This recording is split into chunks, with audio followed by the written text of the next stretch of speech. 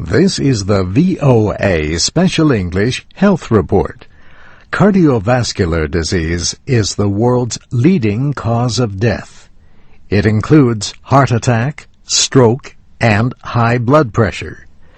Over the years, researchers have identified several substances in the blood that can serve as what they call cardiac biomarkers. These are used to measure the presence and development of cardiovascular disease. Researchers have increasingly tried to use these biomarkers to identify people who are at high risk of developing heart disease. But a new study has found that they offer little help in this way. A team from Massachusetts General Hospital and Sweden's Lund University studied how effective the biomarkers are as predictors. Thomas Wang at the Mass General Heart Center was the senior author of the study. What we found is that, in fact, even after measuring those additional biomarkers, that there wasn't a great deal of benefit in terms of understanding who was more likely to develop heart disease. Dr. Wang says they did identify some combinations of biomarkers that improved predictions of heart attacks and strokes.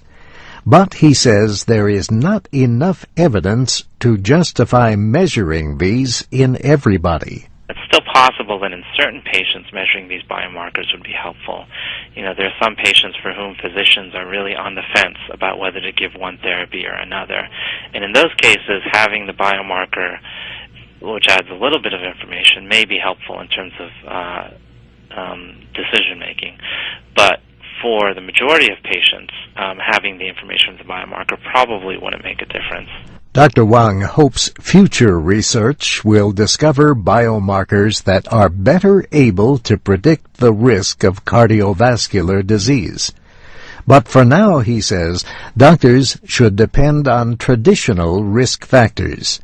These include a history of high blood pressure, high cholesterol, tobacco use, diabetes, obesity, physical inactivity, or poor nutrition.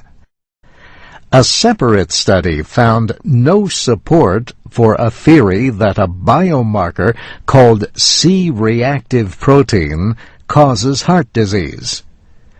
Earlier research suggested that the more of the protein in people's blood, the more likely they are to develop heart disease.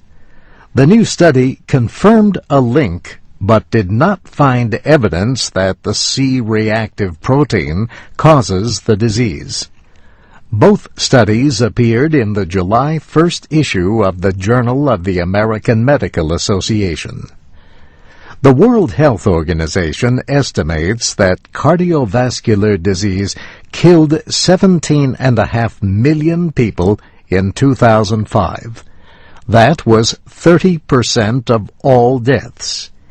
8 out of 10 happened in low- and middle-income countries.